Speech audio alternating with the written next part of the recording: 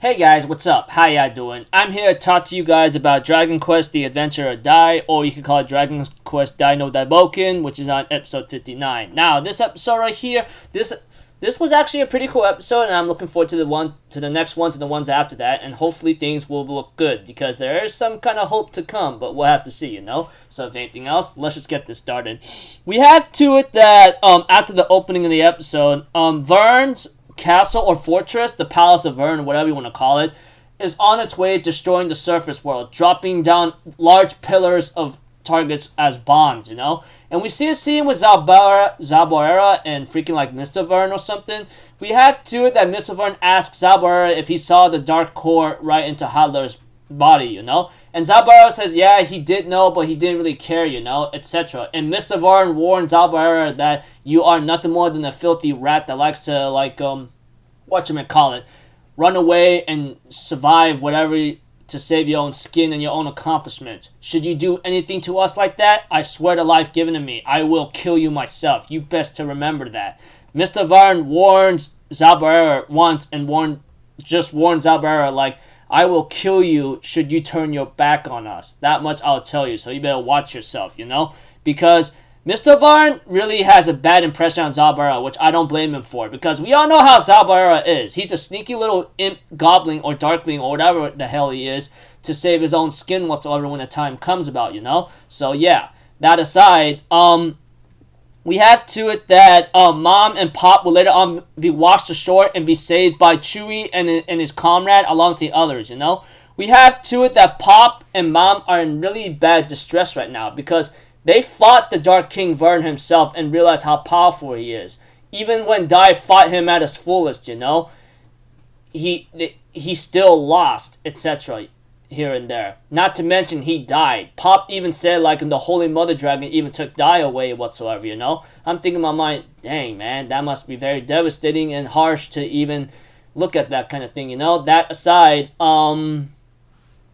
as the episode continues on, we have to it that Queen Flora from the Carl Kingdom shows up and actually talks about Avon Sensei and tells Pop and Mom not to give up, because if you are the disciples of Avon, you can't give up. And we have to it that when it came to Flora, we get to know a little bit backstory about Flora himself, Herself, sorry, forgive me. We get to know that when her father fell ill or something, she has to take over the kingdom and become a strong leader, But we have to it that it's very hard because when you're facing against Hadler, and this is what happened, this is all that happened when it came to Avon's time and Avon's generation and timeline, that kind of thing. You guys get the cue. We have to it eventually Avon sees that people are losing hope and that we should scamper around, and Avon's like, then we should scamper around then. How about that? He actually made them laugh in a certain way, telling them we should scamper around, I thought to myself that even though in the dark times like this, when you're trying to make someone laugh, that's all you can freaking do. And when you do that, that means it worked in a certain way, and we get to know much about how Avon Sensei is connected with Flora, and we get to know that Flora did fall in love with Avon because not because of his strength, but his heroism, how he took down Hadler, etc. That kind of thing.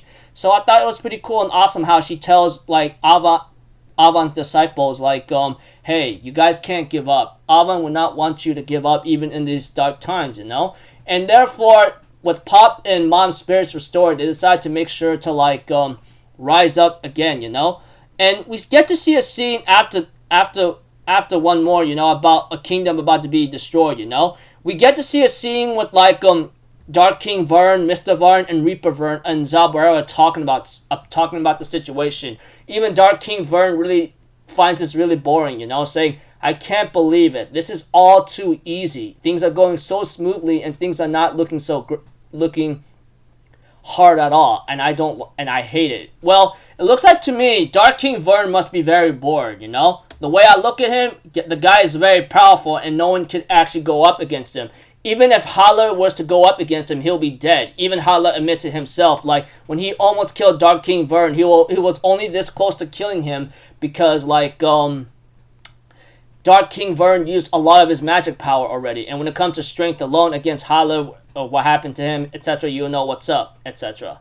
But the Reaper Vern, or the Death Reaper, or Murder Reaper, however you want to call him, Reaper Vern, ends up saying he's been drawing a card lately, and he's been drawing this thing called the Ace of Spades. And I decided to do some research on this lately, you know, and apparently it's pretty much very bad luck, or it's just a symbol of bad luck, or just death or something, you know. In other words, the Ace of Spades that every time Reaper Vern keeps drawing is death. So that means even though things are looking good right now, it's still looking bad for us still every time he draws that card, because in other words, it associates with imminent death, bad fortune, disaster, hatred, war, and even the end of the world. So pretty much like they still have some problems ahead of themselves, which shines up a nice bit of hope for our heroes and other characters in general, those who's trying to fight against Dark King Vern and Mr. Vern and the others, you know. But when it comes to that, the Dark King Vern decides to like do one crazy thing, and that is to draw them out and finish the job, you know, because like he even mentions that that's the reason why he has those two captive. And when he meant the two, I guess that's what I think it is, and it's already confirmed towards the end of the episode. But before I get to that, we get to see a scene with Dai and the Holy Mother Dragon inside a dreamlike astral state, you know. We see Dai talking to the Holy Mother Dragon, and the Holy Mother Dragon says, I'm not going to make another Dragon Knight because Dark King Vern is way too powerful right now. Ever since the Dragon Knights have been created to fight against evil, to tip the balance, or to make things go neutral, things gotten that great right now that it caused Dark King Vern to like train so hard to become more powerful than a god. And that's really shocking in a way. I mean, we all knew Dark King Vern was very strong. There's no way in hell he's that weak. We all know that. I mean, he revived Howler. He even gave him power, and then etc., you know? His aura alone is enough to frighten Dai and the others so easily. Dai did not want to give up, and then when Dark King Vern summoned his most trump card weapon, you know, etc., that's when things gotten very bad. So in other words, the Holy Mother Dragon tells Dai that I am not going to make another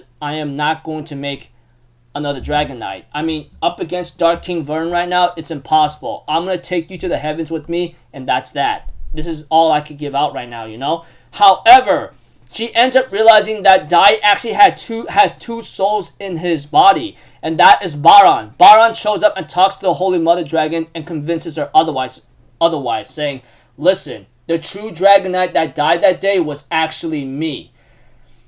This boy is still alive and he's not dead yet. I'm telling you right now, you gotta give him one more shot. Why is the Dragon Knight able to make a child in the first place, huh? It's because the gods might have realized that there's a limit to how much power they could give to the Dragon Knights in the first place, which is why like I was able to make Dai with the woman I truly love, and the death you sense was actually mine. Blah blah blah. But we have to it. Baran tries to tell the Holy Mother Dragon, please give Dai this last ounce of power you got left and give him life. But the Holy Mother Dragon says, Dark King Vern is way too powerful. No matter how strong Dai is right now, this boy would just face a cruel hell again, etc., you know?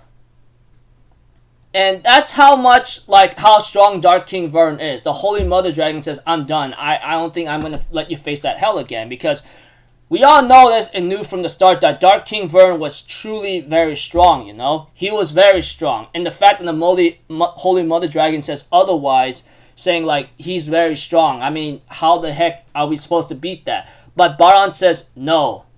What you don't understand is that how was I able to create a child then with the woman I love? You see, the gods must have sensed the limits of the Dragon Knights and gave us that kind of hope. And Dai here has some kind of power that no one else has, and he could defeat evil with his soul or something, you know, etc.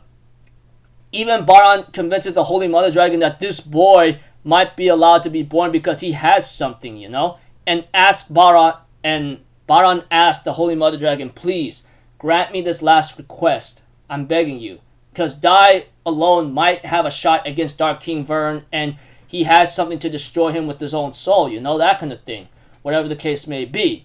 And we have too that the Holy Mother Dragon decides to listen to Baran's last request and grants the last of her power to Dai and give him a chance to fight once more. Although Dai was hesitant because Dai was very hesitant because because he fought Dark King Vern and lost, and he doesn't know how to do it. But Baran tells him not to give up and tells him that you will write the history of the Dragon Knights, eventually raising a child with the woman you love, you know?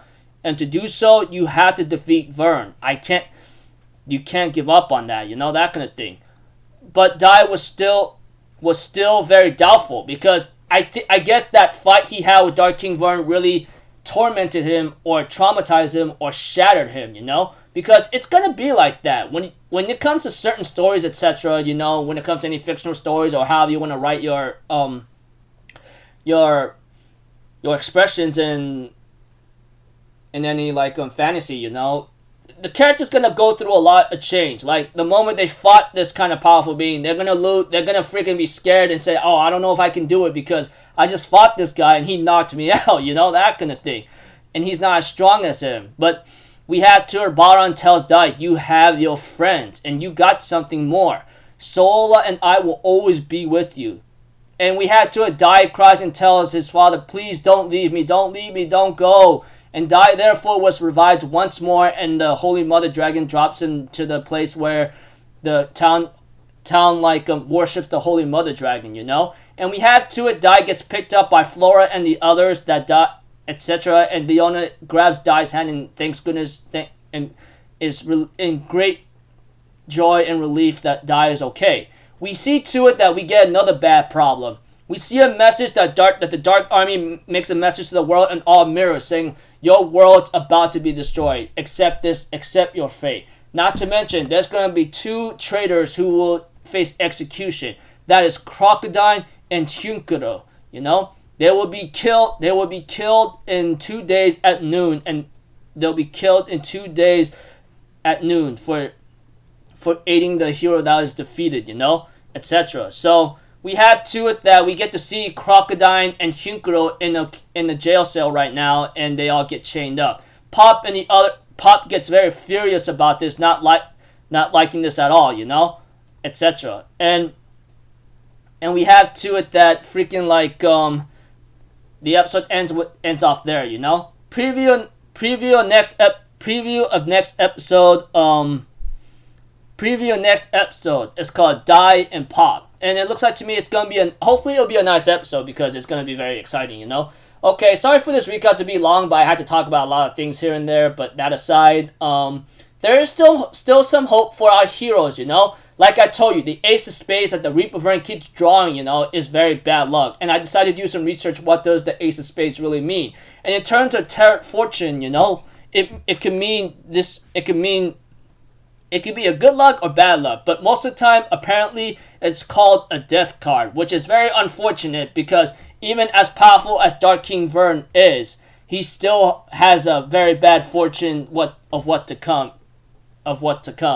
Even with the Holy Mother Dragon saying like he's too powerful, you know, that kind of thing. I thought those 2 scenes means a lot right now because like that means things are not lost, you know. Even though things are going smoothly with Dark King Vern destroying the surface world, etc., things are not going bad right now. Well, okay, things are going bad, but there's still some ray of hope.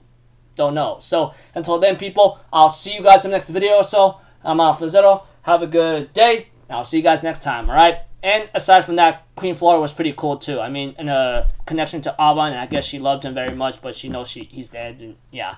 All right. Peace out. Bye bye. Toot ta-da!